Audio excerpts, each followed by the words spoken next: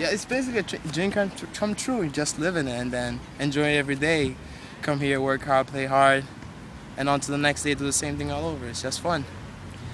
I was born in Congo in 1993. I was born in the city of Lubumbashi, and I lived there for about 7 years. And I lived there with my whole family.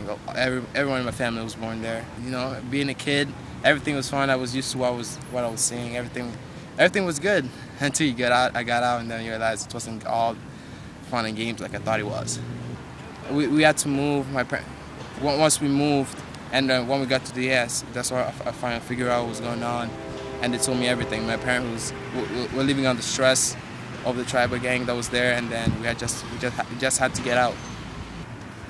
I never really like witnessed it, like was firsthand, like saw like somebody like aggressively like go at him, like come to the house and like bang the door. It's more like he came back home and told us what happened like when he was out. So everything at home, I never went out. Like I was never on the streets, like across the street playing with my friends now. So I was always home when I was out, like when I was a kid. So everything was good to me until we moved. That was like, why we moved, it was so sudden. It was a lot of confusion, of course, as a kid, but I never knew what was going on until we moved out to Zambia. That was different, speaking English for the first time. Never knew what was English. Went to school, had no idea what was English. Didn't know how to write. I had to learn how to speak English. Stayed there for about a year or so. Learned English, and then forgot it all over. And then went to Mozambique, where I had to learn Portuguese, where I stayed there for about 3 years. I had to stay for a refugee camp for a couple months. I say couple now, but they weren't couple back then. Like about 6 months or so. It was very tough. That was life-changing and stuff. Once, if you had it all at some point, then you lose it, and then you're at the bottom of. You realize how much it takes to go back to the top, and how bad the bottom is when you have nothing. We lived like outside the capital city. It was like basically like a farm with like a bunch of tents, like with a refugee camp. People from all over the place, running away from war and stuff, and nobody was happy. Nobody was like, oh, I'm living the life. Everybody was just trying to survive, live day by day, trying to get food for their families. Food was hard to get even then. Huge family had to like mobilize themselves like in so many ways, where others had probably even walked just to get where they got. Life was tough. Family was separated. There was orphans all over the place, which was very sad to see when you know you have your dad and your sister looking alright, and then the other side is an orphan, know that if anything happened to my dad, that's me. I remember we all had a bag. That was about it. We all had a bag enough for probably just to go to church on Sundays. Couple clothes just to play around, go to school, uniform. We had uniforms to go to school. Yeah, this is basically it. We each had a bag of clothes. I thought it was going to be like 6-month process and stuff, like just a little. My mom gets ahead, get herself settled in the U.S. and we just follow a couple months after.